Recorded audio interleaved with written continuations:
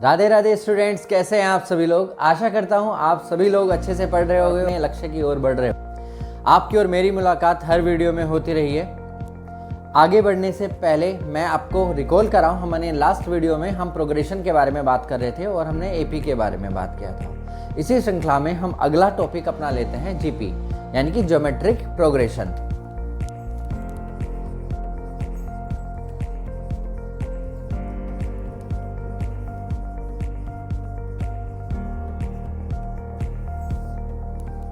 Geometric progression से हमारा मतलब है कि जब हमारे पास कोई प्रोग्रेशन या कोई सीरीज इस प्रकार से हो कि उसमें जो टर्म्स हमारे पास आ रही हैं उन टर्म्स के बीच का जो रेशो है, राइट, मैं कह रहा हूँ रेशो है। इससे पहले हमने किया था कॉमन डिफरेंस।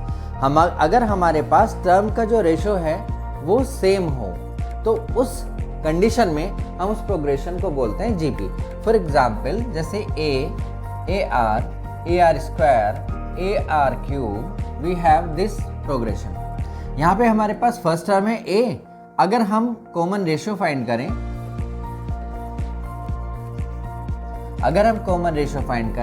तो ए आर यानी कि सेकंड टर्म को फर्स्ट टर्म से भाग दे तो आपके पास आता है आर। इसी प्रकार हम ये भी कर सकते हैं ए आर क्यूब अपॉन ए आर स्क्वायर, इससे यहाँ कैंसिल होता है आर।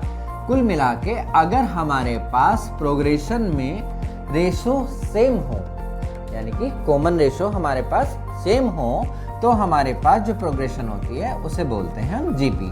करेक्ट। जीपी में जनरल टर्म निकालने के लिए जो फार्मूला यूज होता है ए आर की पावर n माइनस के 1, जहां पे tn हमारे पास जो होता है वो जनरल टर्म होती है। Sorry,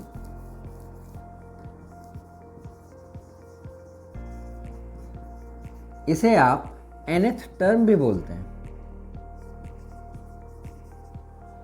right. ए हमारे पास फर्स्ट टर्म है, आर हमारे पास कॉमन रेशो, और जो n है वो नंबर ऑफ टर्म होता है हमारे पास सीरीज में, राइट। इस तरह से हम जनरल टर्म फाइंड करते हैं। एग्जाम्पल, एज वी टेक 2, 4, 8, 16 एक हमारे पास सीरीज है, ये प्रोग्रेशन है, और आपको फाइंड करना है इसकी 10th टर्म कितना होगा। तो यहाँ पे a हमारे पास 2 है, r हमारे पास 4/2, इट मीन्स ये भी हमारे पास 2 है। t10 is equal to a r की पावर 10 माइनस 1, यानी कि a r की पावर 9। a हमारे पास 2 और ये हमारे पास 2 की पावर 9, तो ये हो जाता है 2 की पावर 10। इसे आप कैलकुलेट करके लिखें तो भी ठीक, और कैलकुलेट करके अगर नहीं लिखते हैं तो भी ठीक। आंसर ये, अगर हमें जीपी में n टर्म का सम फाइंड करना है, right, sum of n term in GP, then Sn is equal to a into 1 minus r की power n upon 1 minus r. ये उस वक्त जब r हमारा छोटा है 1 से, and Sn is equal to a into r की power n minus 1 upon r minus 1 when r greater than 1। ये हमारे पास दो फार्मूले लगते हैं, राइट। यानी कि अगर हमें सम ऑफ टर्म चाहिएगा हमारे जीपी के अंदर, तो इन दो फार्मूलों से हम करते हैं when number of term are finite, है ना। यानी कि अगर हमारे पास ये जो है वो नंबर ऑफ टर्म्स हैं, हमारे पास a जो है पहले की तरह से बताया था आपको, ये हमारे पास फर्स्ट टर्म है, Sn sum of n term. अगर स्टूडेंट्स हमारे पास ये टर्म्स इनफाइनाइट हो जाएं, यानी कि हमारे पास एक सीरीज हो जो जीपी हो और टर्म हमारे पास इनफाइनाइट है, तो इनफाइनाइट के लिए हम यूज करते हैं 1 माइनस आर और s of infinite a upon r minus 1। ये अलग अलग फार्मूले इसीलिए हैं कि अगर r छोटा है 1 से तो ये, और अगर r बड़ा है 1 से तो ये। अभी जो आपके सामने एग्जाम्पल मैं ले रहा था टर्म निकालने के लिए 2, 4, 8, 16, और आपसे कहा जाए कि s ऑफ 7 हम फाइंड करें, यानी कि हमें 7 टर्म्स का सम निकालना है।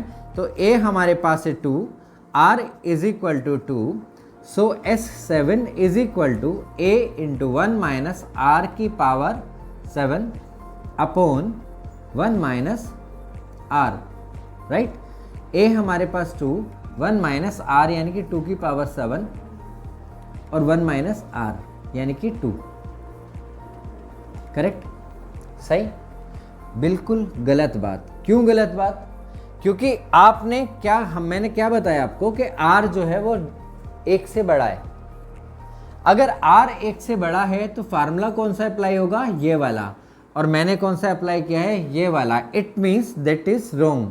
यानी कि हमें ये समझना होगा, जब हमारे पास r कैलकुलेट होगा then we will have to decide that we should use this formula और दिस फार्मूला, राइट। अगर हमारे पास 2 है तो वो ग्रेटर देन 1 है, 1 है तो हमारे लिए फार्मूला यूज होगा ये वाला। It means S7 is equal to A हमारे पास 2, R की पावर n यानी कि हमारे पास 2 की power 7 minus 1 upon 2 minus 1। So 2 की पावर 7 माइनस 1 और अपॉन 1। इसे ही आप अपना आंसर कैलकुलेट कर सकते हैं। चाहे तो इससे इंटू कर दें, इससे कर तो और सिंप्लीफाई हो जाएगा। इस तरह से हम सम ऑफ n टर्म निकालते हैं, राइट।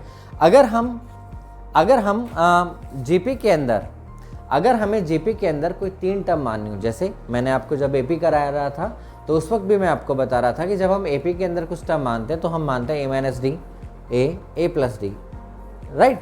ऐसे अगर हमें जीपी के अंदर कुछ टर्म माननी हो, यहां देखते हैं 3 टर्म्स इन जीपी, राइट।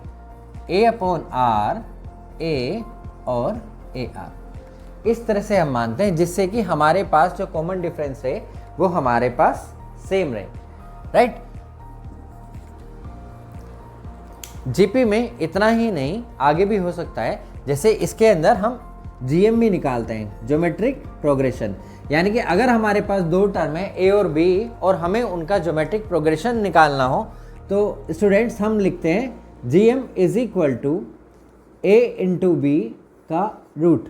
कुल मिला के हमारे पास जितने भी टर्म्स का हम जीएम निकाल रहे हैं उसे हम रूट में रखते हैं। मीन्स अगर 2 का निकाल रहे हैं तो स्क्वायर रूट, अगर 3 टर्म यहाँ हो और जीएम लेते हैं तो उसका हम क्यूबेथ रूट निकालते हैं। यानी कि जीएम हमारे पास ज्योमेट्रिक मीन जो होता है वो ए बी का होता है, रूट ए बी। आज की वीडियो में इतना ही रखते हैं। अगली वीडियो में आपसे फिर मुलाकात होगी। तब तक के लिए अच्छे से पढ़ते रहें और बढ़ते रहें। मेरे चैनल को लाइक करें, शेयर करें, सब्सक्राइब करें। राधे राधे।